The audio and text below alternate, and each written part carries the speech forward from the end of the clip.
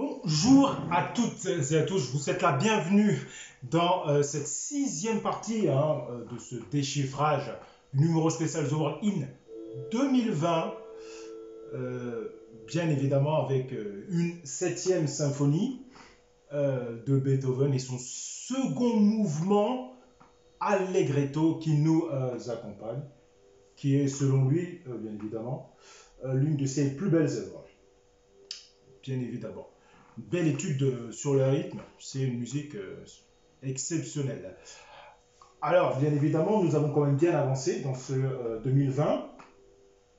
Il reste quand même beaucoup de choses à dire, notamment sur un plan géopolitique. Et en ce moment, il y a beaucoup de choses, avec le Brexit, peut-être un no deal,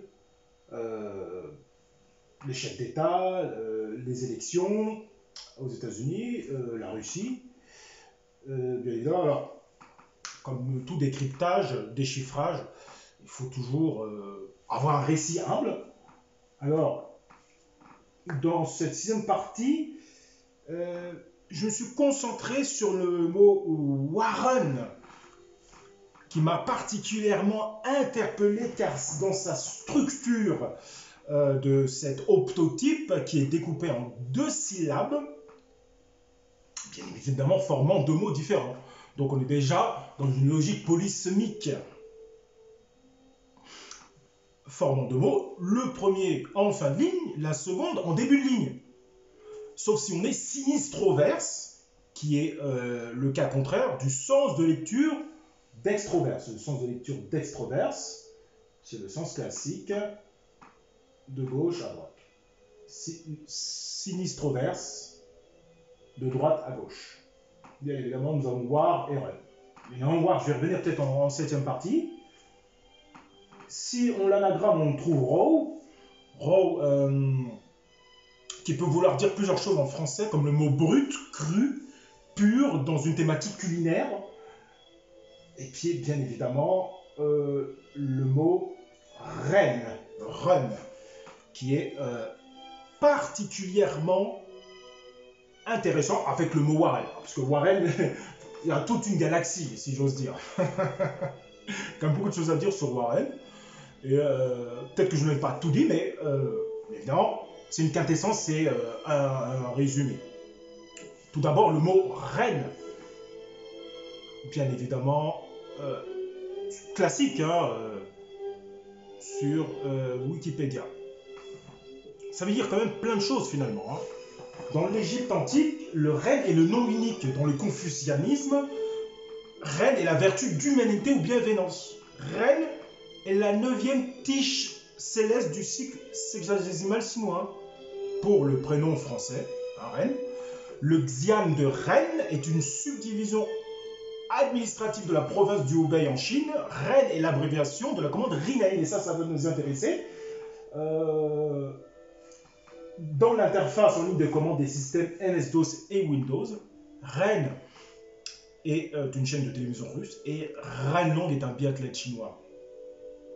Bien sûr, Rinei dans cette thématique-là, bien évidemment qu'on va aboutir à ça dans le raisonnement, le récit humble. Mais non, Rennes dans l'Égypte antique, parce que c'est vraiment ça le plus intéressant pour le coup, et ça vient de là.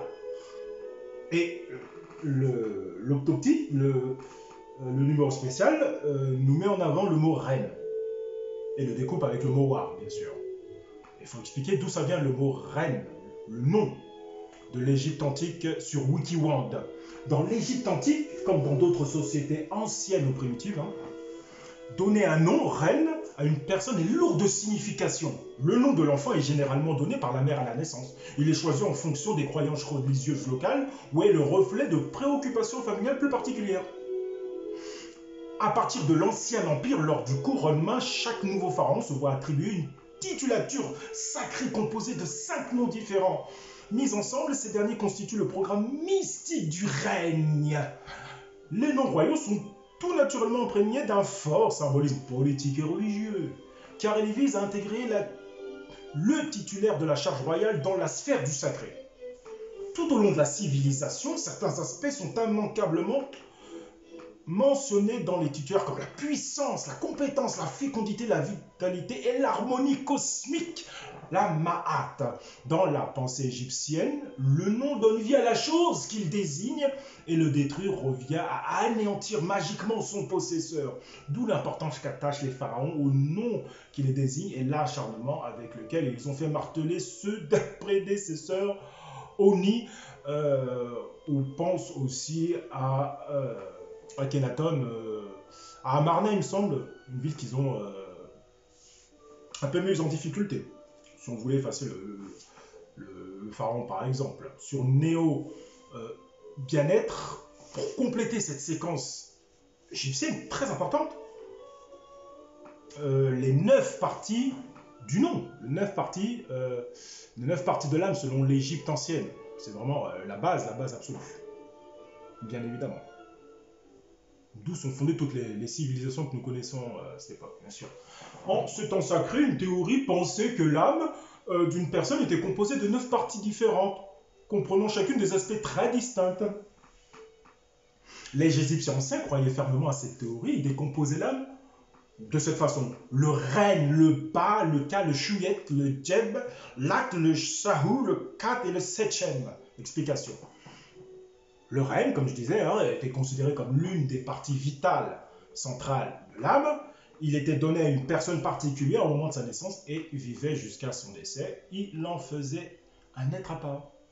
Le Djeb, le Djibé, dans l'Égypte ancienne, c'était une partie très importante de l'âme égyptienne. Dans le mythe, on croyait qu'il se formait par le sang de la mère de l'enfant. C'était pour les Égyptiens la clé du paradis. L'ombre, le Shuyet. Dans la mythologie égyptienne, on croyait que le Shuyet résumait ce qu'était vraiment une personne, c'est-à-dire son comportement et ses caractéristiques. C'est une partie importante de l'âme égyptienne que l'on peut considérer comme le moi intérieur. La personnalité, le bas. Le bas de chaque personne était différent pour chacun. C'est ce qui rendait chaque personne unique. Ce sont les traits de notre personnalité qui font de nous ce que nous sommes. Il rappelle ce proverbe, soyez vous-même. Les autres sont déjà pris. L'étincelle vitale, le Ka. Les Égyptiens anciens pensaient que le Ka était l'un des concepts essentiels de l'âme égyptienne. Il permettait de distinguer une personne morte d'une personne vivante. Nous pouvons le considérer comme l'énergie qui circule dans notre corps. Le soi immortel, l'Ak. Pour ces civilisations de l'Égypte ancienne, nous possédions tous une partie immortelle en nous et elle était représentée par l'Ak. Ce moi immortel offrait une union magique entre le bas et le Ka. Le corps, le Kat, cette autre partie importante de l'âme, représentait le lien entre l'âme et la partie existante d'une personne sur Terre. Nous pouvons le voir comme l'énergie divine. Le contrôle, le Sechem. Il s'agissait d'un autre aspect de l'acte qui permettait de maîtriser les circonstances. Il avait le pouvoir de contrôler l'environnement. On peut le représenter comme la manière de matérialiser nos pensées. Il nous offre la loi de l'attraction. Le juge, le Sahu, était un autre côté de l'acte qui venait à une personne dans ses rêves ou sous forme de fantôme. Le Sahu était différencié de tous les autres aspects de l'âme une fois que la personne était jugée digne de l'existence éternelle par Osiris. Donc voilà pour cette séquence égyptienne qui pose les bases de ce récit humble. Alors pour terminer ce règne, dans cette logique polysémique, nous avons un personnage bien connu de la pop culture, en l'occurrence Kylo Ren sur Hater.fr. Après des années, nous avons enfin l'explication et la signification du nom que Ben Solo a choisi, Kylo Ren. Comme d'habitude, la quintessence, la séquelle de Star Wars s'est achevée complétant le voyage de Ben Solo de la lumière à l'obscurité et vice-versa. Ben Solo est le fils d'Han Solo et de la princesse Leia Organa Skywalker. Mais les films n'ont pas répondu à toutes les questions que les fans espéraient voir. La plus importante de ces questions est la suivante: que signifie le nom Kylo Ren? Heureusement, le mystère a été résolu en détail. Vous ne trouverez pas l'explication dans les films.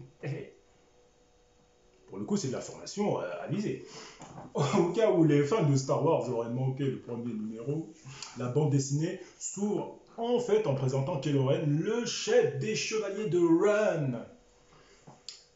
ainsi nommés parce qu'ils servent à la fois Kylo Ren lui-même et le sabre laser rouge qu'il vénère, comme une incarnation du côté obscur, ou comme il l'appelle l'ombre. Donc bien que Ben Solo n'ait pas encore vaincu Ren pour son propre procès, ou plus paisiblement pris son rôle de commandant des chevaliers, cette moitié de son nom est assez claire, surtout avec Snoke, qui soutient la croyance que Ben Solo, que son chemin loin de Luke Skywalker, peut mener à travers les mystérieux guerriers du côté obscur. Que signifie la partie kilo, pour terminer. Mais il reste encore à expliquer la moitié kilo de l'identité adoptée de Ben Solo. Et l'explication est à la fois plus simple et plus compliquée que ce que les fans sont susceptibles d'attendre lorsque Star Wars 7 a révélé que Kylo Ren masqué était bien Ben Solo, fils de Han Solo et de Leia Skywalker. Certains fans ont déduit leur explication de Kylo, généralement en roulant des yeux en riant, en tant que Skywalker et Solo. Est-ce que Ben a juste pris qui de l'un et l'autre de l'autre? Mais sa bande dessinée d'origine ne va pas jusqu'à dire que c'est vraiment aussi simple que ça. Elle révèle aussi que ce sur quoi les fans auraient dû se concentrer n'est pas ce que le nom préserve, mais ce qu'il enlève. C'est quand même très intéressant. Bien évidemment, pour le mot Ren. Mais non, je reviens sur Warren. C'est quand même très intéressant tout ce qu'on peut trouver sur Warren. Et en plus, il est tout en bas. Hein, si on a un sens de lecture en partant de tout en bas, ça commence ici. Ren, avec la civilisation égyptienne. C'est un point de départ peut-être. Intéressant. Comme au 2018, on a un point de départ quelque part dans l'image. C'est quand même assez intéressant. Alors, venons à présent au mot Warren, qui est très intéressant. Sur Gematria Effect Pianews.news, il y a beaucoup de choses à dire, hein, car cela peut être un prénom masculin, bien sûr, comme un nom de famille. Hein. Qu'est-ce que Warren nous a proposé historiquement? Il y a quand même beaucoup de Warren, que ce soit en prénom ou en nom, dans l'histoire. Le frère d'Elizabeth Warren mort à 86 ans des suites d'un coronavirus, à l'occasion du 94e anniversaire de la reine Elisabeth, le 21 avril 2020. Est-ce que ce sont des coïncidences troublantes? Quand même, entre Elizabeth Warren et la reine d'Angleterre, on va essayer de découvrir tout ça tranquillement. Même si c'est pas évident, hein. Don Reed est devenu la dernière victime de la pandémie. Donc Warren, là pour le coup, je n'ai même pas recherché au niveau de la numérologie, hein. Égale 38, mort 38, meurtre 38, etc. Elisabeth 155, coronavirus 155. Rappelons que la simulation d'épidémie coronavirus dès 2001, selon eux, aura tué 65 millions. C'est une simulation effectivement dont on avait parlé. Le frère d'Elisabeth Warren est décédé le 21 avril 2020 à l'occasion, le jour même, hein, du 94e anniversaire de la reine d'Elisabeth. Gardez à l'esprit que Corona signifie couronne, comme ce que porte la reine. Remarquez comment la pandémie de coronavirus s'inscrit dans son 14e anniversaire. C'est un lien intéressant, hein, que je mettrai en lien, c'est vraiment très intéressant. Vous pouvez tranquillement vous replonger. Son frère est décédé 62 jours avant son 71e anniversaire. Remarquez comment reine équivaut à 62 et royale à 61. Et n'oubliez pas que les 71 rituels avec la mort de la princesse Diana et de la reine, ou le récent diagnostic du prince Charles, ou les rituels Jérôme 71 avec le premier débat démocrate où la première question est allée à Elisabeth. C'est quand même assez drôle. 62 est un nombre de sacrifices communs, c'est aussi un chiffre qui concerne la vente de votre âme. On l'a bien vu avec la femme de Elon Musk, il me semble.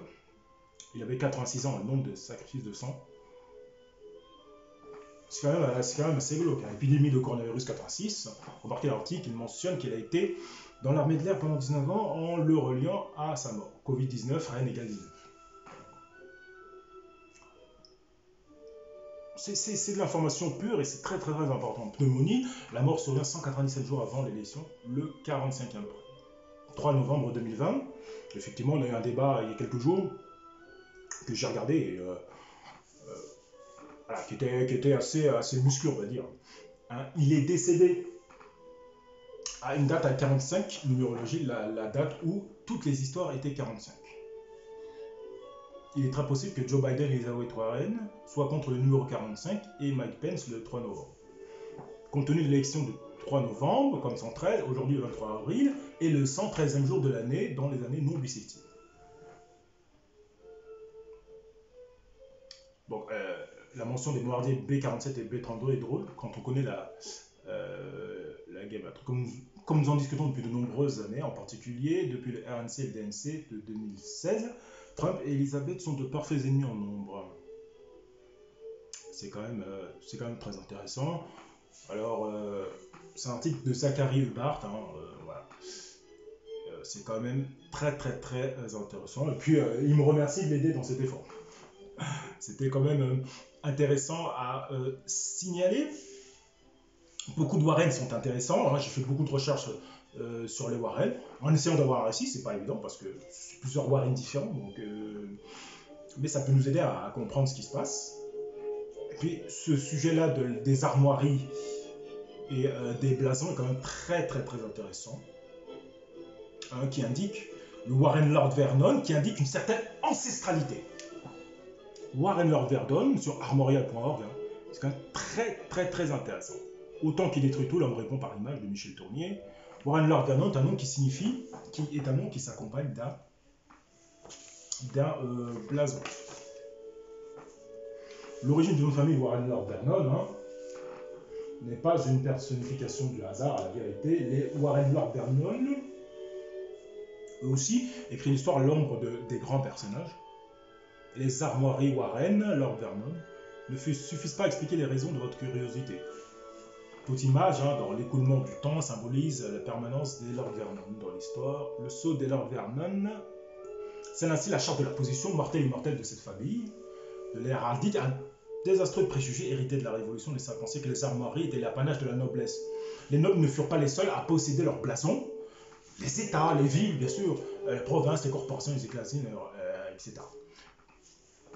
Puis les clubs de foot, enfin les clubs de sport aussi. De nos jours, toute personne qui désire peut porter un blason.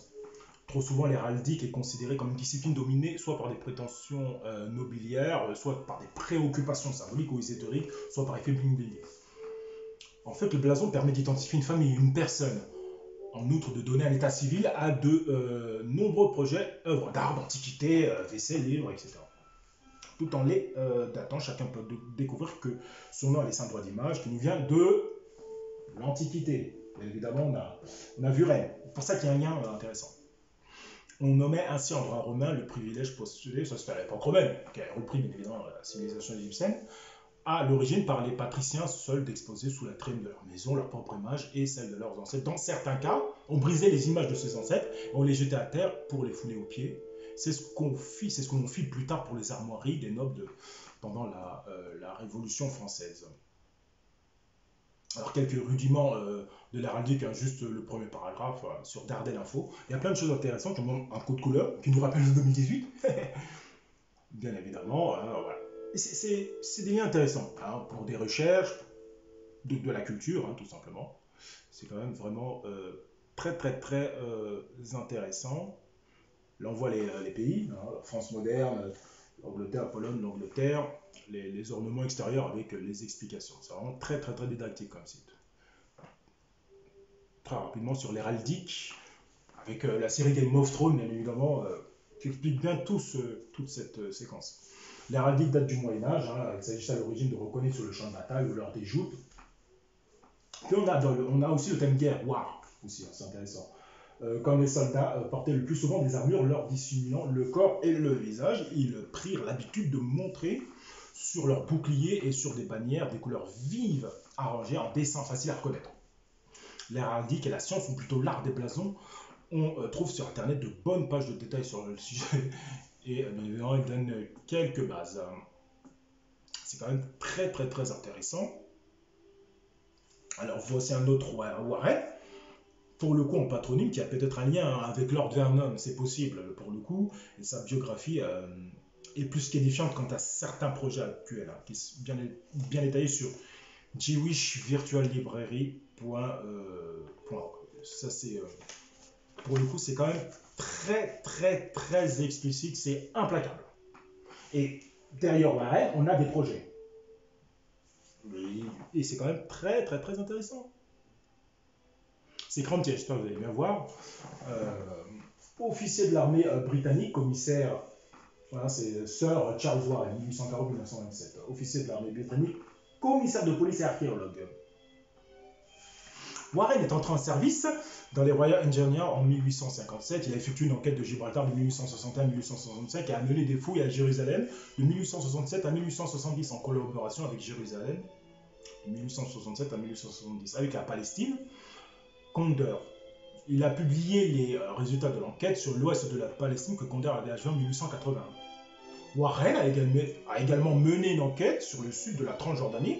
Dans son travail archéologique à Jérusalem, Warren s'est concentré sur l'excavation du mur extérieur de l'enceinte du temple. Creusant une série de tunnels souterrains, il peinait sous de grandes difficultés. Parmi ses découvertes figurait le mur de l'Ophel. Warren a enregistré les résultats de ses fouilles avec beaucoup de soin et ils ont fourni la principale source d'information sur le mur hérodien jusqu'à sa fondation. Jusqu'à ce que les fouilles soient à nouveau entreprises en 1968, il a également préservé et enregistré 5 objets qu'il a découverts. Un nouveau départ cette fois, ce qui a donné à son travail une valeur durable. Ces théories topographiques et historiques, en revanche, sont pour la plupart devenues obsolètes. Congar avait achevé en 1880. Warren a également mené une étude du sud de la Transjordanie dans son travail archéologique à Jérusalem. Warren s'est concentré sur l'excavation du mur extérieur de l'enceinte du temple, creusant une série de tunnels souterrains. Il peinait sous de grandes difficultés. Parmi ses découvertes figurait le mur de l'Ophel. Warren a enregistré les résultats de ses fouilles avec grand soin. Et ils ont fourni une source d'information sur le mur hérodien jusqu'à sa fondation, jusqu'à les fouilles soient entreprises. Il me semble que c'est repris une deuxième fois. Alors, pour terminer, Warren faisait partie de ceux qui préconisaient, c'est ça qui m'intéresse, Warren faisait partie de ceux qui préconisaient la colonisation juive de la Palestine dans The Land of Promise 1875, à son avis. Le pays, avec ses frontières naturelles, pourrait absorber 15 millions de personnes si ce retour s'était correctement exploité. Warren est le plus célèbre aujourd'hui pour son temps en tant que commissaire de police métropolitaine, en 1886 à 1889, quand entre autres il a dû faire face au meurtre de Jack l'Éventreur à Whitechapel. Warren a agi avec une grande sensibilité envers la communauté juive de l'East End de Londres, ordonnant que les graffitis antisémites trouvés près des lieux d'un meurtre soient immédiatement effacés, de peur que cela ne suscite l'hostilité anti-juive. Son rôle est discuté dans tous les nombreux récits de Jack l'Éventreur. Bien évidemment, c'est très important. C'est vraiment extrêmement important. Comme Warren. Bien évidemment, il y a un autre Warren que celui dont je parlais, bien évidemment. C'est l'investisseur Warren Buffett. Mais celui-ci, ce Warren m'ouvre la voie pour ce déchiffrage, ce prénom Warren. En l'occurrence, Warren Weaver. Bien évidemment, étymologiquement, Warren vient de la famille germanique, encore une fois. De la famille germanique, Warren Harry. Warren Harry. Wara, qui veut dire protection, et Harry, armée. Encore une fois, on retrouve l'armée et le raisonnement de l'héraldique Lord Vernon. Complètement logique. Et puis Beethoven germanique, Nightingale, Nirtogal, bien sûr, qu'on a vu en deuxième partie. Alors là, Warren Weaver, il m'ouvre la voie jusqu'à, pour le coup, l'intelligence artificielle directement. Warren Weaver sur forohistorico.es. Warren Weaver, mathématicien américain, théoricien de l'informatique. L'informatique, il vient dire information automatique, qui vient du français Dreyfus, il me semble. Il a été le premier à proposer l'utilisation d'ordinateurs électroniques pour la traduction des langues naturelles, co-auteur avec Claude Shannon de la théorie mathématique de l'information. Aucun autre ouvrage du XXe siècle, comme la théorie mathématique, n'a probablement plus modifié la compréhension de la communication par l'homme. Évidemment, la quintessence de sa biographie, bien sûr. En 1932, je commence ici, il est nommé directeur de la division des sciences naturelles de l'Institut Rockefeller. C'est intéressant d'avoir un lien avec Warren et Rockefeller. C'est quand même très intéressant. Dans cet institut, il a promu la recherche de jeunes scientifiques et a énoncé le terme biologie moléculaire. Weaver a estimé que la prochaine étape de sa carrière devrait être de créer un institut mathématique appliqué dans le Wisconsin pour fournir un service scientifique, mais il n'a pas réussi à convaincre l'université que cet investissement était une bonne idée. Cependant, Weaver est connu pour son travail pendant la Seconde Guerre mondiale. Il a dirigé le groupe de mathématiques appliquées entre 1943 et 1946, qui a réuni les scientifiques de premier plan dans l'étude de solutions qui auraient une grande influence sur le développement d'après-guerre. Bien évidemment, c'est une époque où on a eu aussi Alan Turing. Pendant les années durant la guerre, Warren Weaver s'est intéressé à tous les processus techniques de communication, cryptographie, décodage automatique. En 1948, Shannon avait publié une méthode pour exprimer des informations qualitativement. En 1949, la méthode Shannon a été révisée avec de nombreux travaux de Warren Weaver avec la signature de Shannon et Weaver, la version révisée de la théorie mathématique de communication, publiée par l'Université de l'Illinois, a été énoncée. Le travail a été réalisé dans le laboratoire Bell aux États-Unis et s'est concentré sur l'utilisation des canaux de communication de la manière la plus efficace. À cette époque, les câbles téléphoniques et les ondes radio étaient les principaux canaux de la théorie, et la théorie nous permettait d'étudier la limite d'envoi du maximum d'informations à travers un canal et comment le mesurer. Aujourd'hui, il est considéré comme un ouvrage de référence dans le monde de la communication, en posant les bases mathématiques de cette révolution technologique, en appliquant sa théorie en utilisant le code binaire 1, 0, 1, 0, 0, 0, 1, etc. De nombreuses machines avec interrupteurs et relais ont été construites. Pour terminer rapidement, c'est intéressant ça. Certaines des idées exposées par Weaver auraient une application ultérieure dans les principes fondamentaux de la théorie de la communication. Il suggère qu'il existe 3 niveaux de problèmes de communication. Avec quelle précision les symboles de communication peuvent-ils être transmis? Problème technique. Ça m'intéresse par rapport au 2018. Et vous voyez, dans le raisonnement et dans mes recherches, ça me pousse aussi un peu au 2018. Donc, il y a le 2018 qui est à côté et qui demande à être aussi rafraîchi, si je veux dire. Avec quelle précision ces symboles transmis peuvent-ils exprimer la signification souhaitée? Problème sémantique. Dans quelle mesure le sens reçu affecte-t-il les conséquences de la manière c'était problème pragmatique? Bien évidemment. Alors, pour terminer ce paragraphe-là, pour le coup, qui va me ramener ailleurs. Peu de temps après la Seconde Guerre mondiale, Weaver a été diagnostiqué avec le syndrome de Ménière. Une maladie caractérisée par une perte auditive. Alors que Warren Weaver parle de bruit. C'est lui qui a créé le bruit dans le système informatique pour modéliser le brouillage. C'est quand même très intéressant. Malheureusement pour lui, mais c'est comme un signe finalement, qui crée le bruit et que lui a le syndrome de Ménière, une maladie caractérisée par une perte auditive, des bourdonnements dans les oreilles et une sensation de pression. Et je termine, mais ça me fait penser à un personnage historique dont nous écoutons sa musique en ce moment. Il a passé plusieurs mois au lit, il n'a pas pu retourner travailler à l'Institut Rockefeller jusqu'en 1946. Il a continué comme directeur de la division des sciences naturelles de l'Institut jusqu'en 1955, dans lequel il a été nommé vice-président de la division des sciences naturelles et médicales, poste qu'il a quitté à la retraite en 1959. Et ça, on revient... Mais c'est quand même incroyable. Bien évidemment, racines germaniques, Warinari, Nirtogal et Beethoven. C'est quand même intéressant de voir le lien, j'en ai parlé avec les liens avec Kennedy et Lincoln.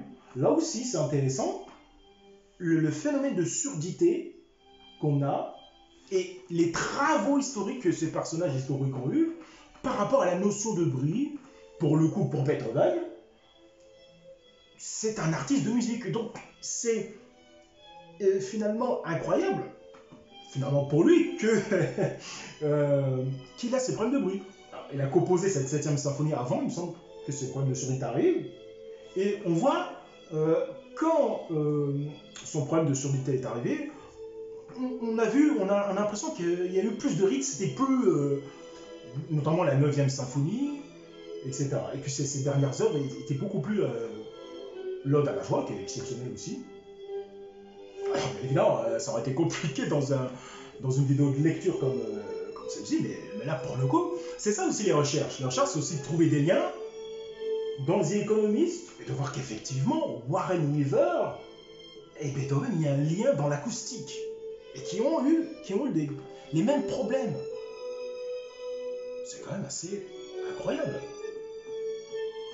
Ils ont eu quasiment les mêmes problèmes de surdité. Alors là, j'ai 3 liens sur Beethoven, mais on ne peut pas en finir. Il y aura dans la 5e partie où je reparlerai de Beethoven sur d'autres sujets.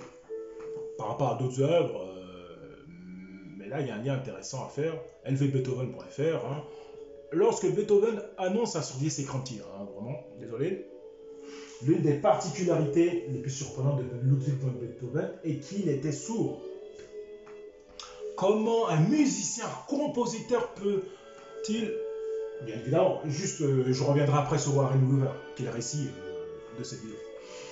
Peut-il ne plus posséder le sens que l'on imagine le plus important pour lui? C'est à ses amis géographiquement les plus lointains, mais en qui il a toute confiance, auxquels il se confie en premier, ceux qui vivent à Bonn. Notamment, lorsqu'il ne pourra plus rien cacher, il utilisera des cahiers de conversation. Et justement, Warren Weaver parlait de communication, dans lesquels ses visiteurs marquaient ce que vous voulez faire de lui, vous voulez lui faire savoir, vous lui posez des questions de ce fait. Il nous manque le plus important pour mieux appréhender la personnalité du compositeur, ce qu'il leur répondait. Voici quelques extraits, bien sûr. Sache que la plus noble partie de moi-même, mon nuit, s'est senti affaibli. Une lettre qu'il envoie à Karl Amenda, violoniste et ami, habitant le duché de Kurlanda. Quelle triste vie est maintenant la mienne! Évitez tout ce qui est né, à quoi je tiens. Oh, comme je serais heureux si mes oreilles étaient en bon état. Bien sûr, j'ai pris la résolution de me dépasser en surmontant tout cela, mais comment est-ce possible?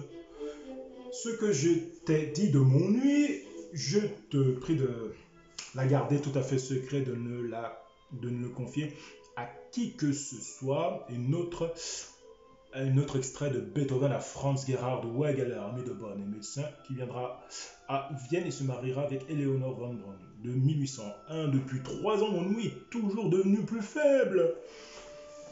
Cela doit venir de la maladie intestinale dont je souffrais déjà autrefois. Donc il y a une analyse, c'est quand même intelligent. Comprendre que ça vient de l'intestin. C'est quand même intéressant. Parce qu'il y a des neurones dans l'intestin aussi, pas que dans le cerveau. Bien évidemment. Depuis presque 2 ans, j'évite toute société, car je ne peux pas dire aux gens, je suis sourd.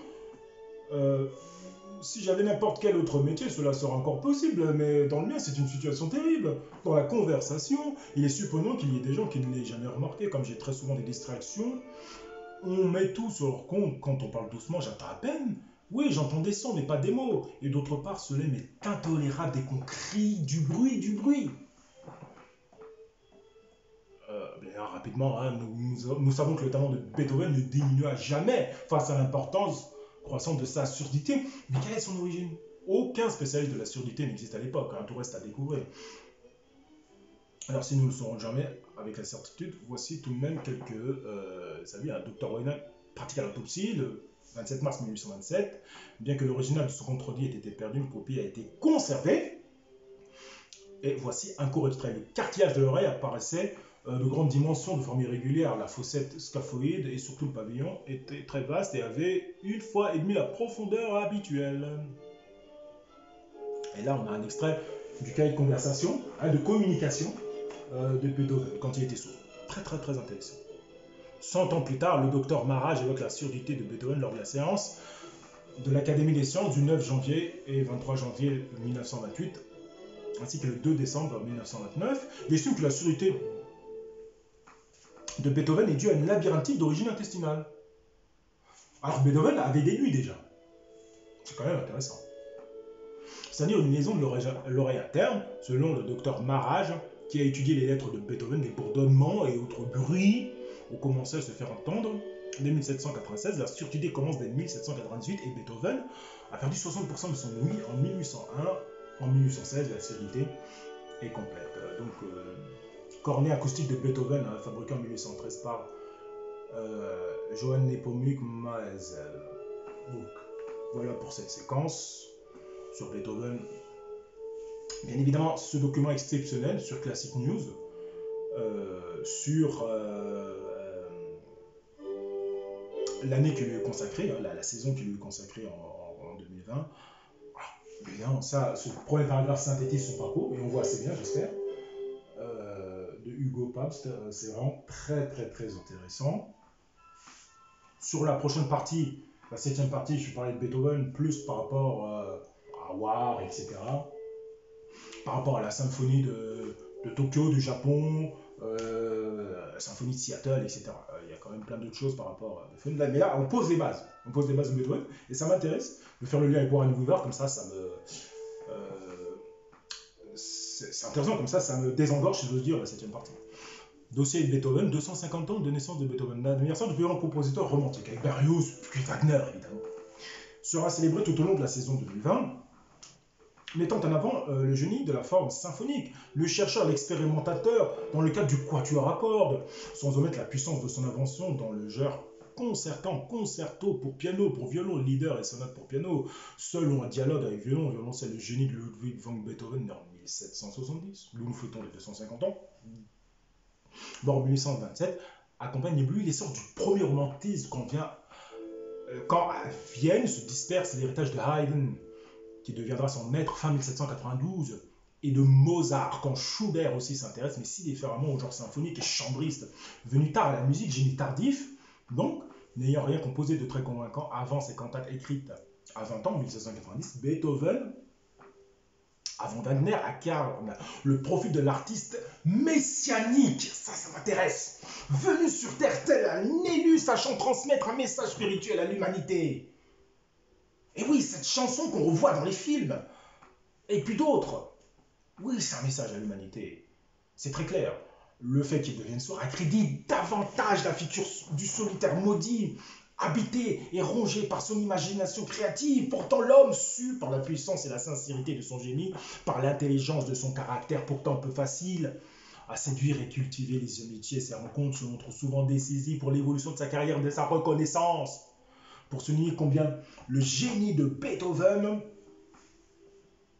est inclassable, singulier. Alors, Classic News dresse le portrait de sa vie, c'est quand même assez exceptionnel. Bien évidemment, pour terminer sur Beethoven, avant de revenir sur la communication de Shannon, dit fait intéressant sur deutschland.de, Beethoven Superstar, ce que le compositeur exceptionnel a à voir avec la pop art et l'intelligence artificielle. Ah, ça m'intéresse, ça. C'est quand même très intéressant, parce qu'il faut avancer quand même dans le déchiffrage, et de voir des liens comme ça, juste en s'intéressant à un mot, à un nom. À Warren, l'intelligence artificielle, Warren Weaver, Beethoven, l'intelligence artificielle par rapport à pour compléter la 10e symphonie. Et puis lui, l'intelligence artificielle se retrouve entre Brexit et Tokyo. Tranquillement, il est ici. Mais c'est lié, en tout cas, à Beethoven et à Warren, mais pas que. Évidemment, l'intelligence artificielle, il est quasiment au centre ici. Il est quasiment au centre du récit. On a Rennes ici, et on a l'intelligence artificielle quasiment au centre. Quand même très intéressant. Bien évidemment, alors une année entière sur le signe de Ludwig van Beethoven, c'est beaucoup de temps, et pourtant relativement peu pour rendre hommage à ce génie musical. Et évidemment, il ne cesse de réserver des surprises. Dès l'âge de 10 ans, Beethoven accompagnait à l'orgue, la messe, et c'est ça aussi, à 10 ans, ça l'a appris aussi à se familiariser à l'église. Il accompagnait l'orgue à la messe. Il fut baptisé dans cette église le 17 décembre 1770, mais on ne connaît pas sa date de sa naissance. Beethoven composera ses propres morceaux dès la date de sa naissance. L'une de ses premières œuvres s'intitule Élégie sur la mort d'un caniche. Fidelio fut d'abord un flop. Le seul opéra de Beethoven, Fidelio, fut d'abord un flop. Il ne fut pas très bien accueilli lors de la première à Vienne en 1805. Beethoven ne cessa de retravailler l'œuvre. Ce n'est que quelques années plus tard que Fidelio devint un succès. C'est ça. Voilà, ça souligne aussi un sacré tempérament fort de jamais rien lâcher. C'est ça qui est intéressant chez Beethoven. On voit bien, quand on voit ces images, voilà, Il y a une détermination d'envoyer des messages très clairs. Beethoven, figurez pas, dans le pianiste, Igor, a enregistré l'intégrale des sonates pour piano de Beethoven et s'est placé au hit parade en septembre 2019. Beethoven a influencé effectivement la capacité des CD. Le directeur de Sony voulait que la 9e symphonie s'y insère, donc 74 minutes. C'est culte ça. Une symphonie pour la protection du climat, ça c'est intéressant. Le Pastoral Beethoven Project, c'est intéressant. Il y a quand même plein de choses sur Beethoven et je vais revenir sur la 7e partie, évidemment. Le réalisateur Stanley Kubrick, Eyes Wide Shut, Fidelio, bien évidemment. Et puis, d'une certaine manière, le musicien de jazz, et surtout travailler l'improvisation de musique de jazz, repris cette pratique, le jazz fait de bonne, se réfère à son compositeur. Composé avec l'intelligence artificielle. L'artiste de pop Andy Warhol a réalisé une série de portraits de Beethoven. La série de 1987 présente le compositeur dans les couleurs voyantes typiques pour Warhol, dessus duquel se trouvent des extraits de la partition de la sonate au clair de lune. La 10e symphonie de Beethoven, dite inachevée, doit maintenant être achevée à l'aide de l'intelligence artificielle des musicologues et des informaticiens. On développait un algorithme pour cela. La composition doit être interprétée à Bonn en avril 2020. Avril 2020. Avril 2009, j'en avais parlé il y a quelques onglets précédents. Ça peut être un lien, non mais voilà. Ça a remarqué, c'est intéressant. Alors, revenons en présent sur Warren Weaver et la communication. C'est ça qui est intéressant. Sur l'Aboragora, la communication de Shannon et Weaver. C'est quand même assez fantastique, j'espère qu'on voit bien. La communication, qu'est-ce que c'est? Quand on parle de communication, que ce soit d'un point de vue sociologique, selon l'approche marketing ou dans un sens plus commun, on parle toujours de la transmission d'un message d'une source à une cible.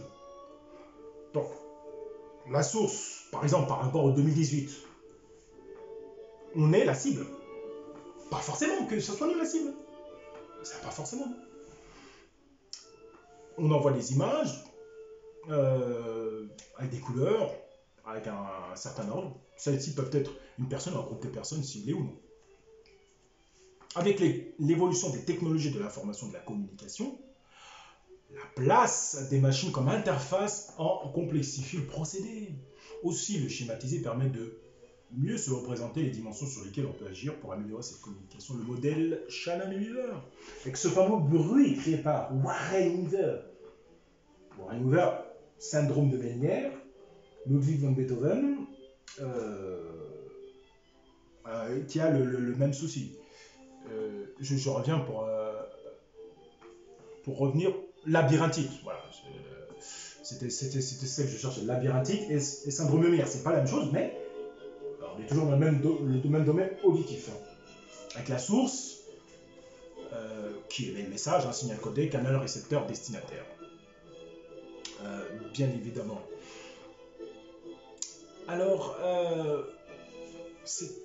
rapidement, c'est ainsi que l'ingénieur et le chercheur Claude Shannon, en collaboration avec le philosophe Warren Weaver, ont élaboré une modélisation de la communication entre machines.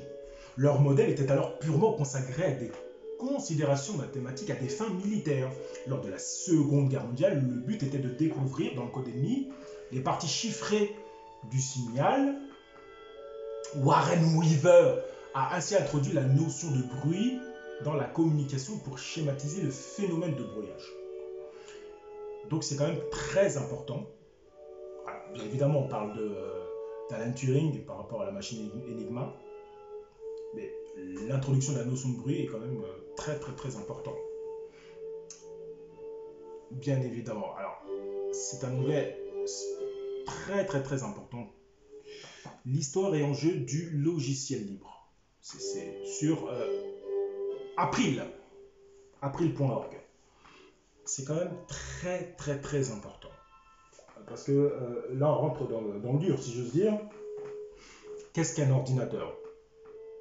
Parce que c'est ça qu'il faut comprendre. Très tranquillement. En 1833, Sir Babbage décrivit sa machine analytique. Parce que Warren Weaver parle de communication entre machines. C'était un calculateur mécanique programmable utilisant des cartes perforées comme données et fonctionnement à la vapeur. Bien que sa théorie ait été correcte, le manque de pièces mécaniques suffisamment précises et de fonctionnement public firent obstacle à la construction de cette machine.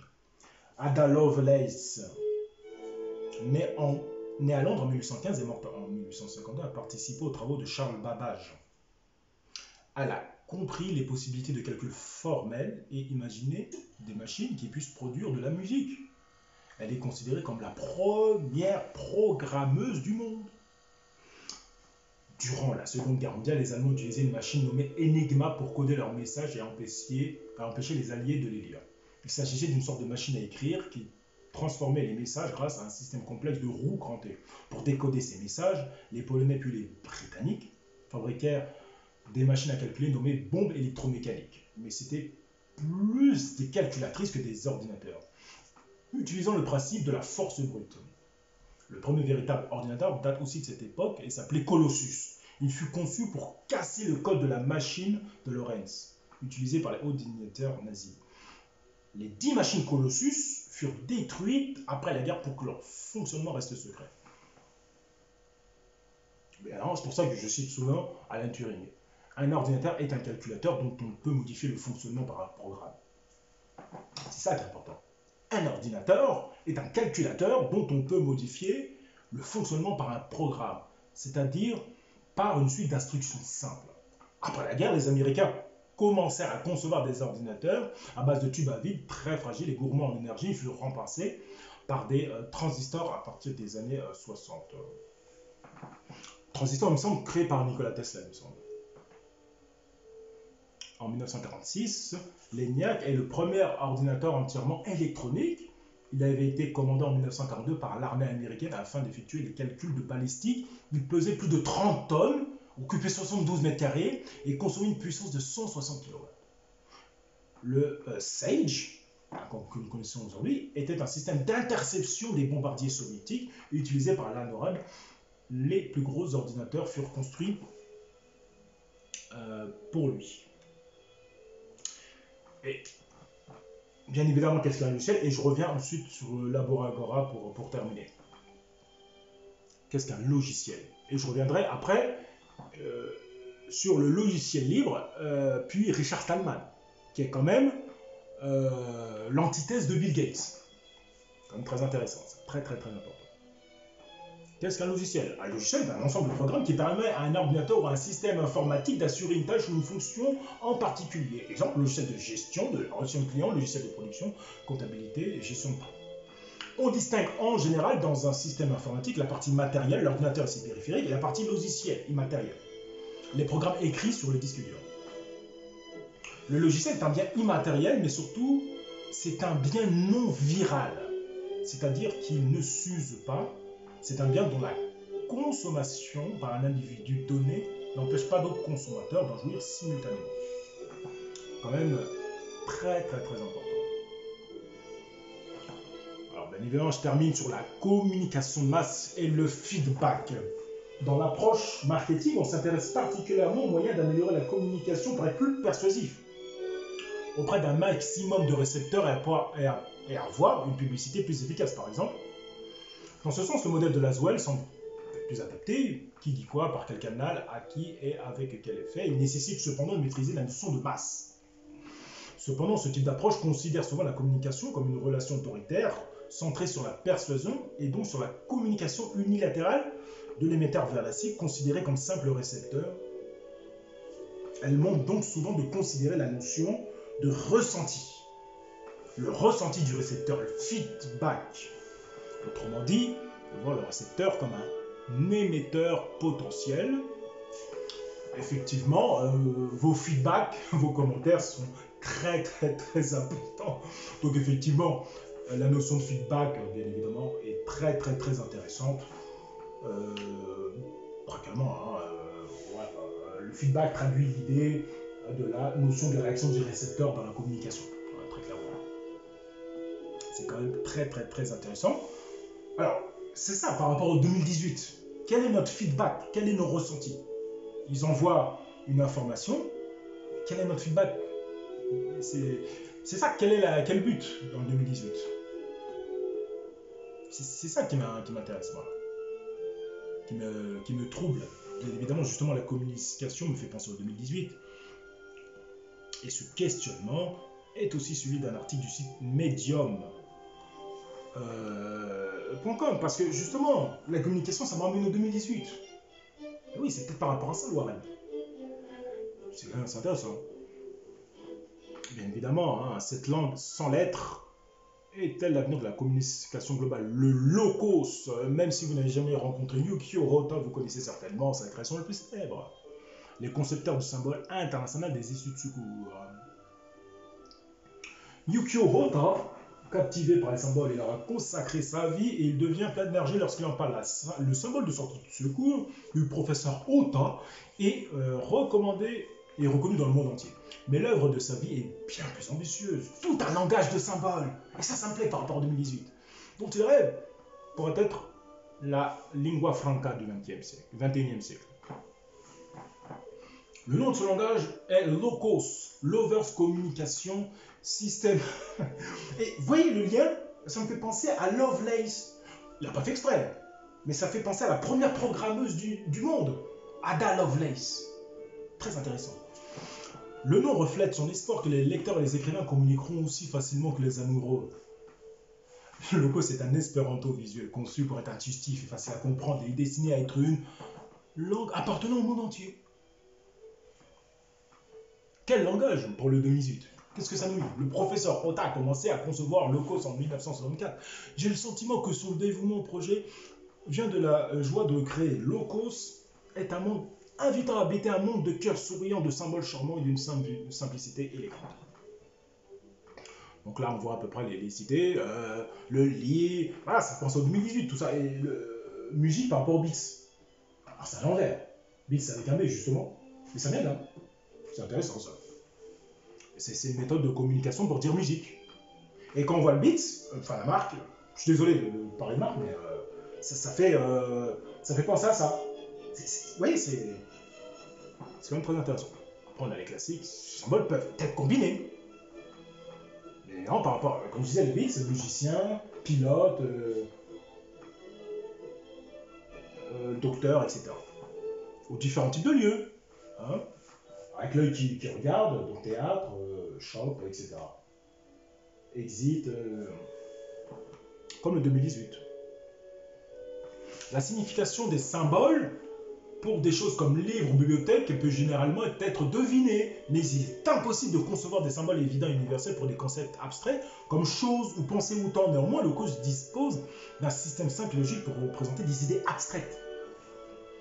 Une fois que vous connaissez un symbole de base, les symboles associés sont faciles à comprendre et à retenir. Donc, la chose, quoi, désagrément, explanation, pensée, après-midi, aujourd'hui, soleil, today, etc. C'est quand même très intéressant. Voir, pas voir, elle va voir, il ne voit pas, etc. C'est quand même très intéressant par rapport au 2018. Bibliothèque, librairie, etc. Il y a vraiment plein de choses intéressantes et je descends pour terminer. Là, je vois une tête assez intéressante. Alors, la remarque, c'est ça, ça va, ça va tout de suite m'emmener dans le prochain onglet. Locos s'inspire beaucoup du travail de Charles K. Bliss. Alors qu'il cherchait refuge contre l'Allemagne nazie à Shanghai, Bliss, et on a l'impression que tout part de là. Par rapport à la Seconde Guerre mondiale, il y a une nouvelle séquence qui arrive. Par rapport à la symbolique de communication. La Seconde Guerre mondiale a fait changer la communication. Bliss s'est familiarisé avec les caractères chinois et a été inspiré pour créer Bliss Symbol. Tout d'abord, le complexe militaro-industriel a profité bien évidemment de l'informatique, d'Internet. Son propre langage visuel, Charles Bliss et Yukio Hotta ont partagé une grande appréciation pour le travail de chacun. Locos s'inspire également du célèbre système visuel isotype conçu par Otto Neurath et Gerd Hans Orts. Isotype a jeté les bases des symboles pictographiques modernes et de la visualisation des données. Là, on en voit quelques-uns de Charles K. Bliss. Rapidement, Bliss symbolique sur Omniglot, c'est fantastique. On a l'impression que c'est des hiéroglyphes. Ça fait penser au début de la vidéo. C'est pour ça qu'il y a quand même il y a un récit intéressant. Bliss Symbolics ont été développés par Charles K. Bliss. Bliss appelait à l'origine son invention sémantographie et avait l'intention de l'utiliser comme une langue écrite universelle qui permettait aux locuteurs de différentes langues de communiquer entre eux. Depuis 1971, les bliss symboliques sont principalement utilisés comme aide à la communication pour les personnes ayant des difficultés de communication, de langage et d'apprentissage. Ces personnes ont une capacité limitée ou inexistante à utiliser le langage parlé et ou écrit ordinaire, mais parviennent à apprendre les symboles bliss symboliques. Caractéristique notable, les symboliques se composent de plus de 2000 symboles de base qui peuvent être combinés pour créer une grande variété de nouveaux symboles. Les symboles peuvent être formés en phrases. Et là, je me dis, il y a quelque chose d'intéressant par rapport au 2018. Les symboles peuvent être formés en phrases et leur ordre est basé sur l'ordre des mots anglais. Peut-être que le 2020 est lié au 2018, avec des phrases. Les symboles sont constitués de formes simples conçues pour être faciles à écrire. Les symboles bisymboliques sont utilisés dans plus de 33 pays. Effectivement, ça ressemble vraiment au 2018, c'est impressionnant. Bien évidemment. Quelques mots, éducation, etc. C'est vraiment très intéressant par rapport à 2018. Alors 2018, ça peut être aussi une suite de codes musicaux, parce qu'on a des codes couleurs de musique. Le do, ré, mi, fa, sol, la, si, ce sont des codes couleurs différents qui sont en lien avec le 2018. Ce sont les mêmes couleurs. Donc il y a un lien avec le bisymbolique et les notes, le do, ré, mi, fa, sol, la, si. Pour le 2018, pour essayer de tenter de comprendre tout simplement la communication, mais c'est lié à ça. C'est lié à l'intelligence artificielle, le 2018. Moi, c'est ce que je pense. Alors, bien évidemment, revenons sur le logiciel libre, après la communication, et quelle est sa définition? La définition du logiciel libre, bien évidemment. Avant de venir sur la dernière série de 8 onglets consacrée à l'intelligence artificielle. Qu'est-ce qu'un logiciel libre? C'est ça qui m'intéresse. Imaginez que vous vous trouviez dans un restaurant et que vous mangez un excellent repas. Peut-être aurez-vous l'envie de le cuisiner le lendemain chez vous pour vos amis. Alors c'est impossible, car vous n'avez pas la recette du plat. Vous pouvez toujours revenir le manger dans le restaurant. Mais même si vous connaissez le goût, vous ne savez pas comment le reproduire. L'informatique, c'est la même chose avec un logiciel. Beaucoup de logiciels sont distribués sans leur recette. Il est interdit d'essayer de comprendre leur fonctionnement. On parle dans ce cas d'un logiciel privateur. Il est interdit de le partager avec vos amis et il est interdit d'essayer de les modifier pour les adapter à vos besoins. Par contre, le complexe militaro-industriel, là, on est dans le logiciel libre. En revanche, un logiciel libre vous garantit plusieurs libertés. La liberté d'utiliser le logiciel pour quelque chose que ce soit, la liberté d'étudier le fonctionnement du programme et d'adapter à vos propres besoins, l'accès au code source. On a un film, Source Code, où on revient à chaque fois. C'est très intéressant. Avec Jake Gyllenhaal, la liberté de redistribuer des copies, de façon à pouvoir aider votre voisin, la liberté d'améliorer le programme et de diffuser vos améliorations au public, de façon à ce que l'ensemble de la communauté en tire davantage. L'accès au code source est une condition à tout ceci. Là, dans ce que nous vivons en ce moment, bien évidemment, je ne parle pas de Bill Gates et Steve Jobs, on a des documentaires sur Netflix, on a des films, je ne vais pas y revenir sur ce qui s'est passé. Mais c'est lié à ça, voilà, Bill Gates voulait privatiser les logiciels, et on ne peut pas avoir accès. Résultat des courses, aujourd'hui, moi, quelle est ma vision des choses? Parce que c'est très important. Je pense que la programmation, comme Ada Lovelace, la programmation doit être un bien commun à nous tous. Comme savoir calculer, comme savoir repasser, cuisiner, faire tout ce qu'on veut, on doit apprendre ça à l'école. Ça doit être un service de savoir programmer, comme savoir secourir une personne, etc., etc. À partir du moment où on privatise ça, dans une société de ville connectée, par exemple, vous aurez un drone, même maintenant, en ce moment, on a des drones qui vous disent il faut mettre des masques, etc. Or, dans une société de logiciels libres, on pourrait avoir le code source de ce drone, parce qu'on a vu certains films, hein, avec des robots étranges, donc il faut faire très attention. Hein. Tant qu'on n'a pas le code source, c'est pour ça que le film source code est intéressant, si on n'a pas le code source de tel ou tel programme, il y aura domination sur les populations, forcément. Donc il y aura une... C'est-à-dire que le système, entre guillemets, complexe militaro-industriel, les États-nations, ou peu importe, ils auront toujours la main sur les populations. Tant qu'on n'aura pas le code source pour modifier les programmes des drones, etc., on aura la main sur rien. Et on ne sera pas libre, tout simplement. C'est extrêmement intéressant, et Richard Stallman est l'antithèse de Bill Gates. Aussi connu sous le nom de RMS, considéré par tous comme le père des logiciels libres, a commencé à s'intéresser. Et en France, on a April a commencé à s'intéresser au sujet lorsqu'il travaillait au laboratoire d'intelligence artificielle au MIT. Le laboratoire possédait une imprimante qui tombait souvent en panne, mais comme les chercheurs avaient le source code du pilote de l'imprimante, ils avaient modifié le programme pour que l'imprimante leur envoie un signal à chaque panne. D'ailleurs, c'est ce qu'on a dans les box. Hein, c'est un peu, on appelle la personne qui de la marque de la box, on les appelle, et puis à distance, par rapport au logiciel libre, ils peuvent faire ça. Un jour, le laboratoire achète une imprimante de marque Xerox plus fiable. En revanche, le pilote de l'imprimante n'est pas fourni à la livraison. Richard Stallman entend parler plus tard d'un laboratoire qui possède les sources de ce pilote. S'y rendant, on lui répond que le laboratoire s'était engagé à ne pas diffuser les sources du pilote. Ressentant ce refus comme une agression, Richard Stallman prend leur conscience du danger de la logique propriétaire. La logique propriétaire, c'est la logique de Bill Gates. La logique propriétaire. Richard Stallman prend leur conscience du danger. Et oui, je suis d'accord avec lui, c'est une agression, tout simplement. Vous vous rendez compte le changement sociétal que ça fait? On apprend à l'école à tout le monde de programmer, ou même à chacun, comme le code de la route. Voilà, on apprend à programmer, on sait programmer, tout le monde sait programmer. C'est un bien de société. Fini. Le complexe militaro-industriel ne peut plus dominer l'humanité. Tout simplement. Alors ensuite, on a GNU, licence libre, etc. C'est un noyau, Linux, etc. Qu'est-ce qu'elle a pris? Un pionnier en France du logiciel libre. Depuis 1996, un acteur majeur de la démocratisation et de la diffusion du logiciel libre et des standards ouverts auprès du grand public, des professionnels et des instituts dans l'espace francophone. Elle veille aussi dans l'ère numérique à sensibiliser l'opinion sur les dangers d'une appropriation exclusive de l'information et du savoir par des intérêts privés. C'est ça qui est à retenir dans cette vidéo. C'est ça le fond de la vidéo. C'est ça la vérité.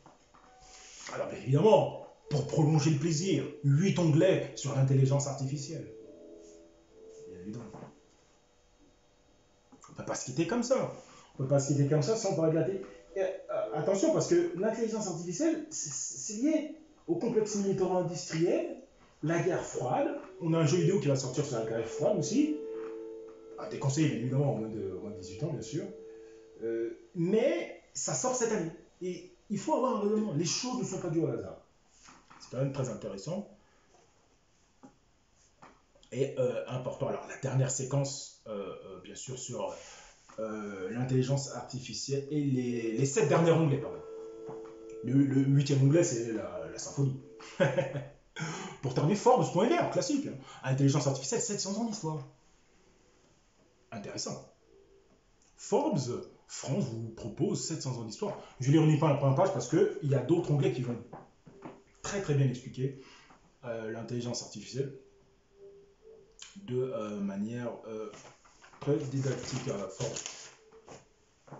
Avec ses débuts qui remontent à 1308, quand le poète et théologien catalan Raymond Lull a publié un essai intitulé Ars Generalis Ultima en 1308. En 1666, le mathématicien et philosophe Gottfried Leibniz, très important, hein, il parlait de monade aussi,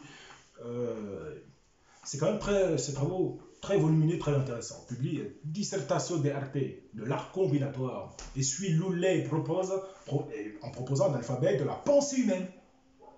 Il avance la pensée selon laquelle toutes les idées ne sont rien d'autre que des combinaisons d'un nombre relativement petit de concepts simples. Thomas Bayes, en 1763, développe un cadre de raisonnement sur la probabilité des événements. L'inférence bayésienne deviendra une approche de premier plan dans l'apprentissage machine. La probabilité des événements. Intéressant à cette époque.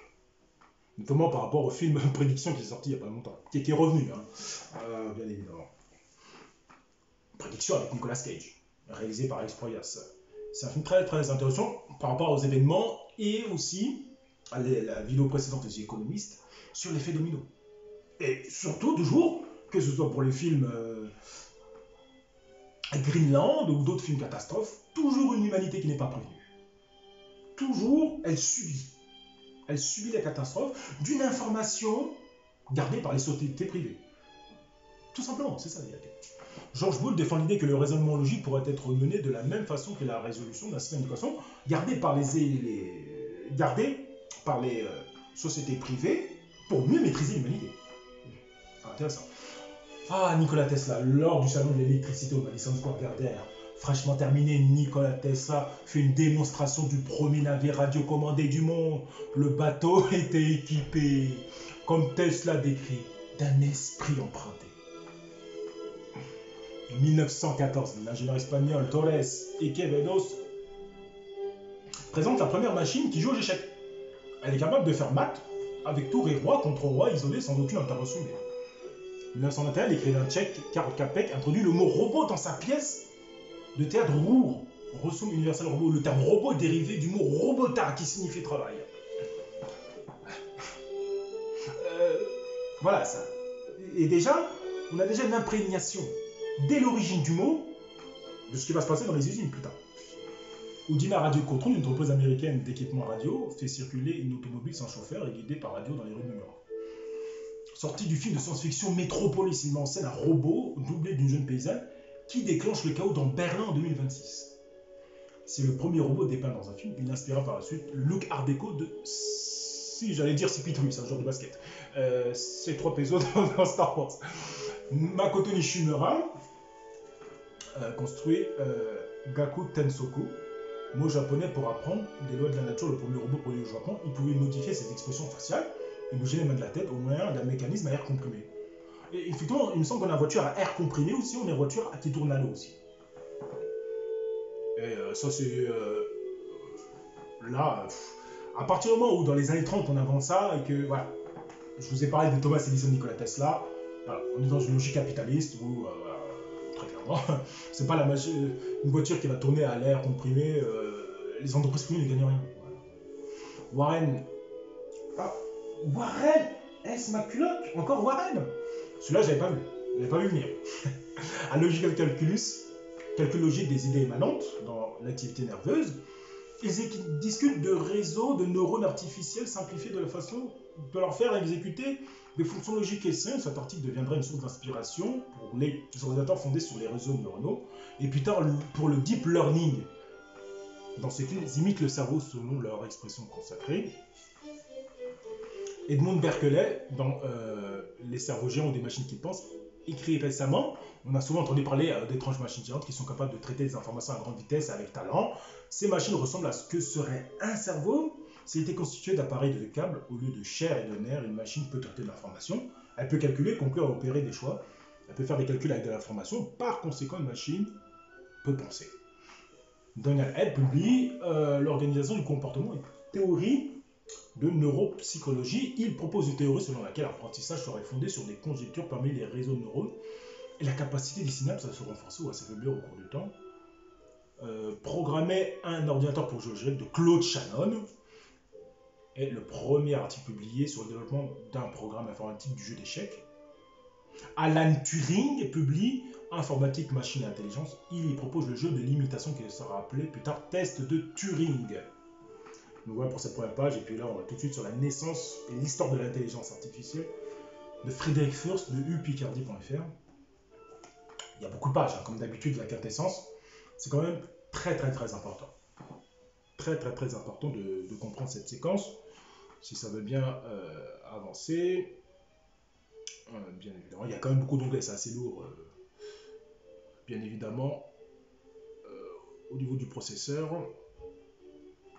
La machine Oracle est développée en 1954 au laboratoire de recherche nucléaire d'Oak Ridge. L'informatique, l'information automatique donc, n'existe pas encore. Les spécialistes des ordinateurs sont essentiellement des mathématiciens ou électroniciens. Les langages de programmation au sens moderne du terme n'existent pas encore. Le programme langage évolué Fortran ne verra le jour qu'en 1954. La programmation de telle machine est compliquée, très longue. L'apparition des ordinateurs semble rendre possible le rêve de l'intelligence artificielle. Les deux approches de l'intelligence vont émerger dans les années 40. Le connexionnisme et le cognitivisme. C'est quand même très intéressant. À ne pas confondre avec connectivisme, bien évidemment. Norbert Wiener, j'en ai parlé dans le 2019 à la 4e partie, bien évidemment, sur la cybernétique. Il veut modéliser l'esprit comme une boîte noire dotée d'un comportement dépendant de mécanismes de rétroaction. Une dizaine de conférences massives vont se tenir à New York et réunir des informaticiens de 42 à 53, des neurologues, des psychologues ou des économistes, avec pour but de dégager les principes de la cybernétique. Ces conférences, c'est pour ça qu'il y a un lien aussi avec le 2019, c'est intéressant, par rapport à l'intelligence artificielle, etc. Ces conférences vont surtout montrer à quel point l'esprit humain est une terra incognita. Paradoxalement, alors que la modélisation globale de l'esprit comme boîte noire n'aboutit pas, certains participants à la conférence vont obtenir des résultats concernant la modélisation des constituants de base de cerveau, les neurones. J'en avais parlé de Warren McCulloch, des neurologues, avant en 1943 le premier modèle mathématique du neurone biologique, le neurone formel. Une nouvelle approche émerge, le connexionnisme. Ça fait penser aussi au film Transcendance. Je parlais de transcendantalisme dans la 6e partie, avec Walt Whitman. Mais là, c'est ça, le transcendantalisme, avec Johnny Depp, un film de Wally Pfister, j'en avais parlé aussi dans mes vidéos précédentes. C'est du connexionnisme, puisqu'il semble hors de portée de modéliser le comportement global du cerveau, bien évidemment. Connexionnisme, on parle de neurones, on ne peut pas parler de l'ensemble. Bien évidemment, quand on parle de la civilisation égyptienne et de 9 parties de l'âme, ils font par rapport à ce qu'ils voient, les neurones. Heureusement d'ailleurs, mais cette approche postule que le cerveau et l'architecture de ces centaines de milliards de cellules est mathématiquement modélisable et qu'il puisse exister un ordinateur assez puissant pour faire tourner un tel modèle. Donc un neurone formel modélise mathématiquement un neurone biologique. Ça c'est le neurone biologique. Et c'est ça l'intelligence artificielle. Bien évidemment. Alors le terme, je reviens rapidement. Par rapport au cognitivisme, c'était pas ce lien-là que je cherchais. C'était un autre terme, voilà, le feedback. Alors, c'était pas le feedback que je cherchais comme cognitivisme, mais je vais y revenir, c'est pas grave. On va continuer. Parce que, bien évidemment, je vais parler du CERN, qui va utiliser l'intelligence artificielle, bien évidemment. Alors, effectivement, c'est mathématique pour le coup. Par rapport aux synapses, aux axones, voilà. On transpose la création finalement dans une logique matérielle finalement. Ce qui explique la mémoire, Donald Hebb, ce qui explique que la mémoire va être formalisée comme un processus de rétroaction dans les réseaux de neurones formels. Mais cette approche par le bas à simuler le cerveau pour reproduire la pensée semble moins prometteuse que l'approche par le haut, simuler la pensée en tant que manipulation symbolique. Ça m'intéresse. Simuler la pensée en tant que manipulation symbolique. Par rapport au 2018, ça m'intéresse. Le cognitivisme considère que la pensée peut être décrite à un niveau abstrait comme manipulation de symboles, indépendamment du support matériel de cette manipulation. C'est pour ça que le 2018, c'est peut-être le langage de l'intelligence artificielle. Comment elle est programmée. Cette approche établit un lien entre la pensée et le langage, système de symboles. Une approche par le haut du cognitivisme consiste à permettre aux machines de manipuler le langage, j'en ai parlé, en supposant que cela les rendra intelligentes. Warren Weaver écrit un mémorandum où il spécule à la suite de Leibniz sur l'existence des règles linguistiques communes à toutes les langues et veut appliquer ce principe à la traduction automatique sur ordinateur. Donc le programme utilise 250 mots et seulement 6 règles de grammaire. Donc on a des problèmes de polysémie, d'homonymie, bien évidemment, par rapport à la première machine à l'ensemble. On a les travaux d'Herbert Simon, hein, très intéressants. Et Alan Newell aussi. Et puis leurs idées convergent, hein, de Simon et Newell, j'avance un peu plus. C'est quand même, voilà, effectivement, c'est très intéressant. Et non, je mettrai les liens, hein, bien sûr, pour terminer. Alors, Newell et Simon envoient un article avec cette nouvelle démonstration en ajoutant logique théorique comme co-auteur, mais l'article est refusé au motif que ce théorème est déjà démontré depuis longtemps. Alors, voilà, on est dans une logique mathématique. Bien évidemment, ça nous fait penser au film iRobot avec Will Smith. Simon écrit dans son autobiographie, nous avons inventé un programme informatique capable de penser de façon non numérique et de ce fait avons résolu le vénérable problème de l'âme et du corps en expliquant comment un système composé de matière pouvait exhiber les propriétés de l'esprit. C'était quand même, fallait quand même citer cette phrase, parce que c'est quand même assez énorme. Quand on voit par rapport à la civilisation égyptienne et comment ils ont construit. Donc là, on est dans une construction civilisationnelle autre que celle de la base de l'Égypte antique.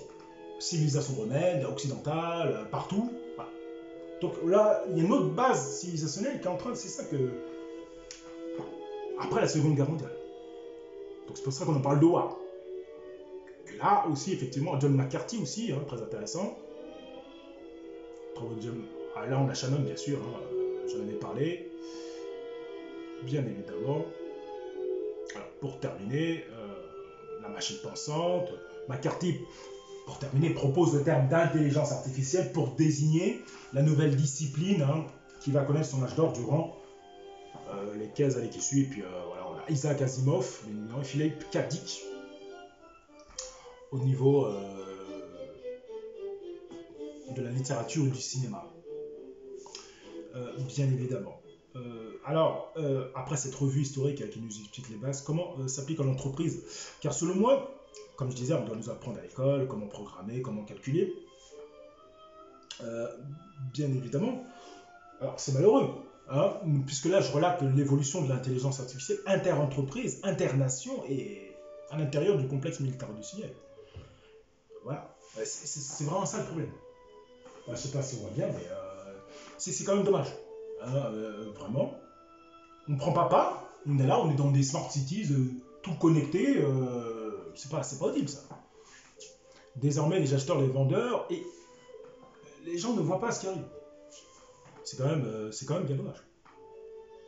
Pour ça, c'est une vidéo extrêmement importante à partager au plus grand nombre, et je vous en remercie à l'avance, bien évidemment. Tout comme leur conseil juridique, sur Dataroom, hein, IA et Dataroom, revue automatique et modèle prédictif.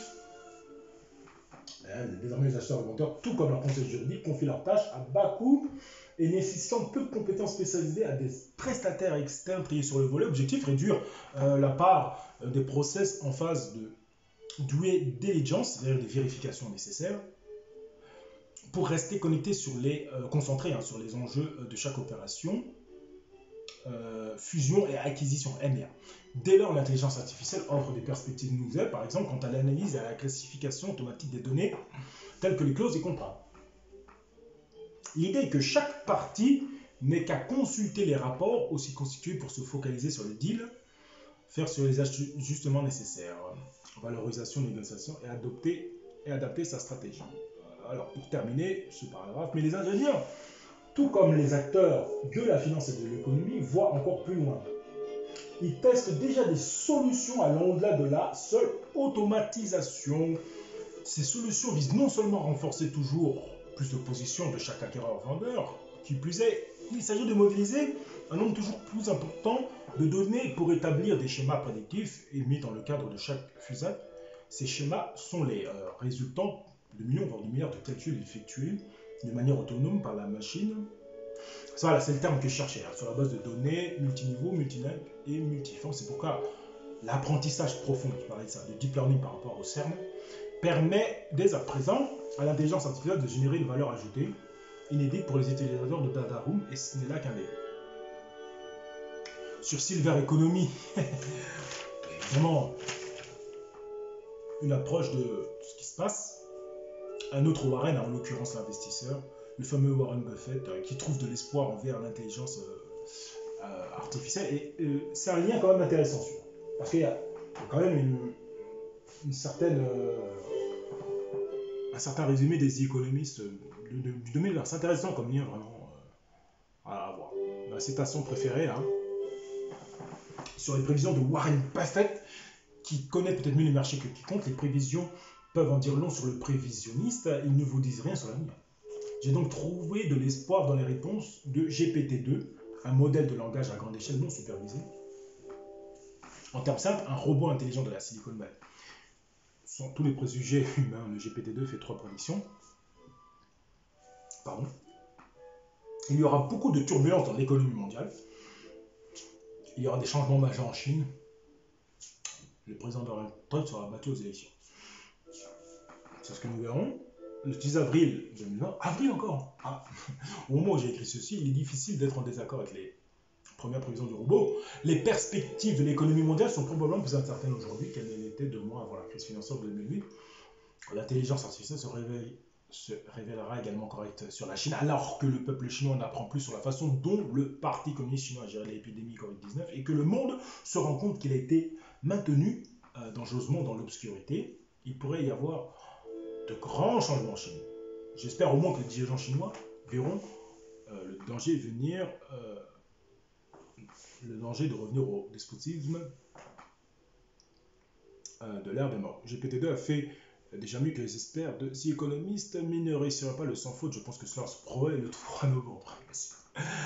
Mr. Buffett dirait que cette prédiction vous en dit plus sur moi et moins sur les Américains en colère, qui sont volontiers manipulés par des politiciens et les Chinois sans choix maintenus dans l'ignorance par leur gouvernement. Je parie que je suis toujours meilleur apprenant qu'une machine. Sur la base des antécédents horribles des produits de sécurité officiels, vous pouvez parier en toute sécurité que les prévisions économiques qui seront faites la semaine prochaine par la FMI et celles récemment publiées par la Banque mondiale pour l'Asie et l'Est de l'Afrique subsaharienne seront pour la plupart fausses. Certaines de leurs erreurs seront énormes.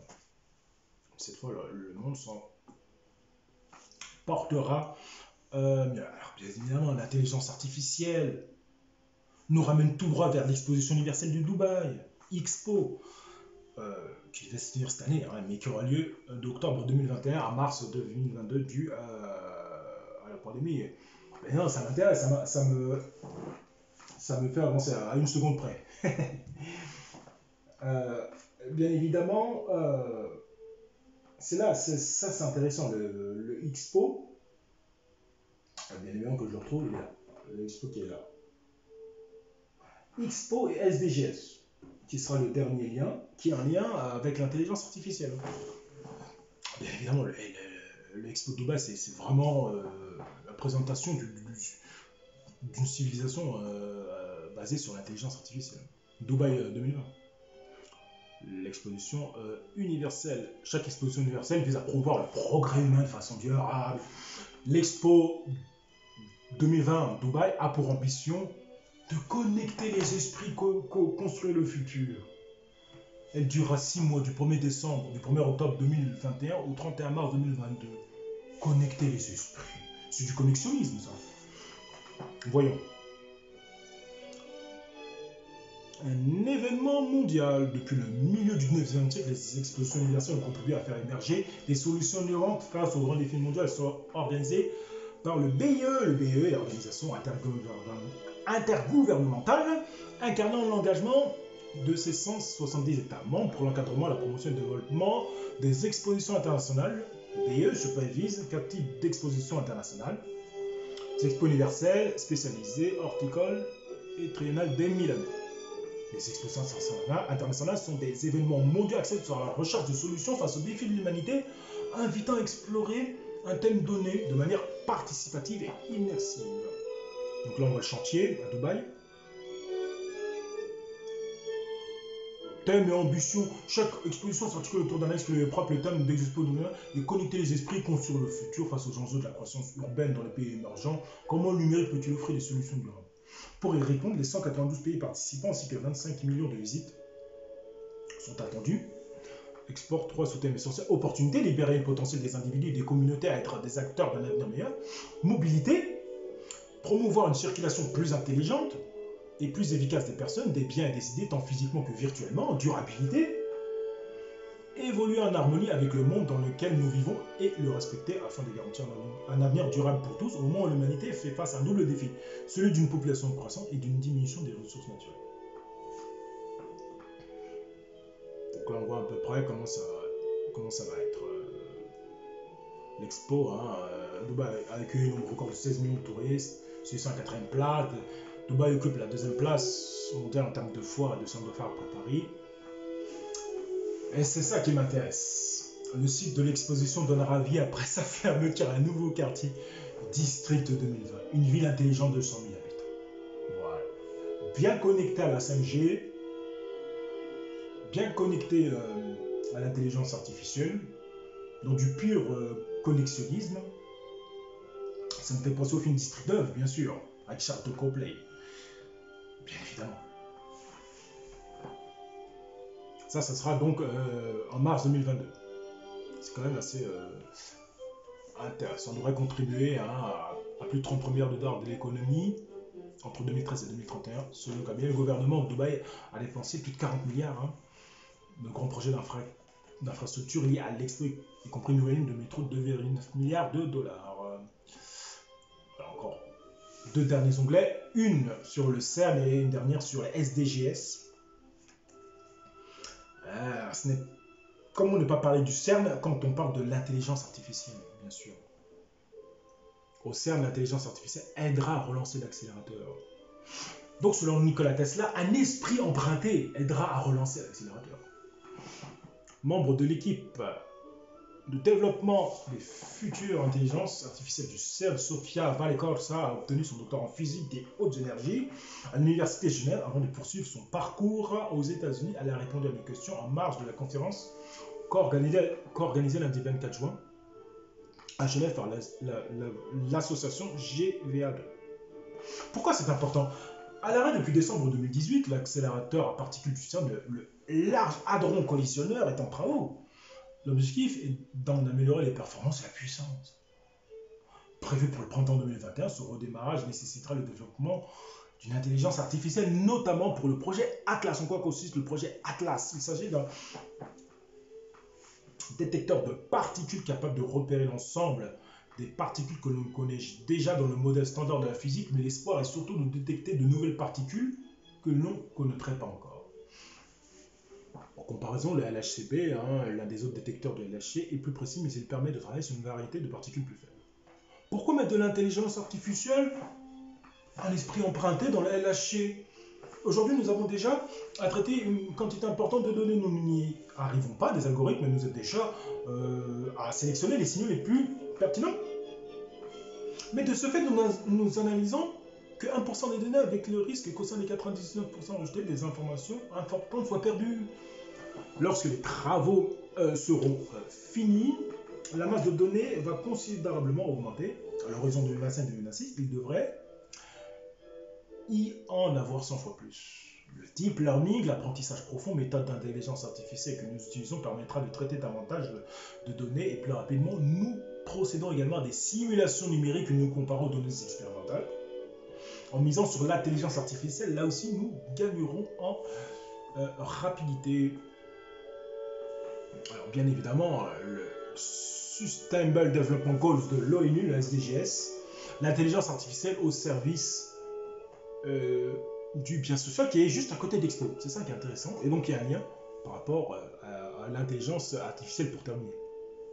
Cette belle et longue vidéo. Certes, ces dernières années, l'intelligence artificielle s'est développée à un rythme exponentiel. Les machines dotées d'intelligence artificielle peuvent filtrer et interpréter une quantité considérable de données issues de diverses sources en vue d'effectuer un large éventail de tâches.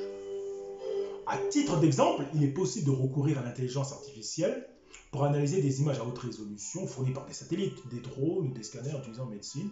ce qui permet d'apporter des réponses plus adaptées aux urgences humanitaires, d'augmenter la productivité agricole et d'aider les médecins à déceler des cas de cancer, de la peau, d'autres maladies. Moi, je veux le logiciel libre. Moi, je veux avoir la possibilité de programmer des satellites, des drones, des scanners, tout simplement. C'est un autre format civilisationnel, tout simplement. Or, le pouvoir de transformation de l'intelligence artificielle apporte son lot de défis, qu'il s'agisse de questions concernant la transparence, la confiance et la sécurité, ou de préoccupations liées à la suppression d'emplois ou au renforcement des inégalités. Lorsqu'elle est mise au service du bien social, de manière telle qu'elle soit utilisée de façon sûre et bénéfique pour tous, l'intelligence artificielle peut rapidement accélérer la réalisation des 17 objectifs des SDGs. Donc, finalement, l'intelligence artificielle est là pour accélérer, bien évidemment, l'expo des SDGs. L'expo, c'est pour exposer la nouvelle civilisation, aussi aux accords 2025-2026, et le SDGs aussi. Finalement, c'est un accélérateur de projet, l'intelligence artificielle. Et pour terminer, c'est très important ce qu'il dit. N'oublions pas que l'ONU a été financée par les Rockefeller, qui a aussi financé les travaux des années 50 de l'intelligence artificielle. Bien qu'elle offre de grandes possibilités, l'intelligence artificielle n'est pas sans présenter des risques. Les ensembles de données ainsi que les algorithmes peuvent refléter ou renforcer des préjugés racistes, sexistes, raciaux ou idéologiques. Un système d'intelligence artificielle qui s'appuie sur des ensembles de données alimentés par des personnes incomplets ou biaisées peut produire des conclusions qu'elles sont elles aussi biaisées. De plus en plus de personnes utilisent les technologies d'apprentissage profond pour décider qui peut obtenir un prêt ou un emploi. Or, le fonctionnement des algorithmes d'apprentissage profond est opaque et si les personnes n'ont pas les informations qui leur permettent de comprendre pourquoi le système établit telle ou telle association de conclusion, ou quand les défaillances peuvent se produire, ou encore quand et comment les applications IA sont susceptibles de se faire l'écho de préjugés. Oui, c'est pour ça que je parle de chacun peut bien évidemment programmer telle chose pour qu'elle ait connaissance du pourquoi du comment. L'intelligence artificielle peut creuser les inégalités en automatisant des tâches courantes et en conduisant à la suppression d'emplois. Les logiciels, y compris ceux qui commandent des téléphones portables, des caméras de surveillance et des réseaux électriques, pour présenter des défenses de sécurité. Alors, peut-être que District 2020 est un test à Dubaï en 2022. Possible. Celles-ci peuvent entraîner des vols d'argent, des usurpations d'identité, des défaillances du réseau Internet ou des pannes d'électricité. Des nouvelles menaces à la paix et à la sécurité internationale peuvent se profiler du fait du progrès accompli en matière de technologie IA. À titre d'exemple, l'apprentissage automatique peut être utilisé pour générer de faux enregistrements vidéo audio afin d'influencer les votes, l'élaboration des politiques et la gouvernance.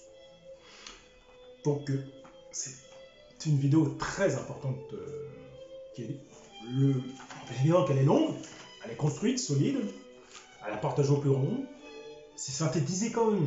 Il y a eu beaucoup de travail derrière, mais ça reste synthétisé. Donc, évidemment, si vous avez des informations complémentaires, n'hésitez pas à partager pour le collectif.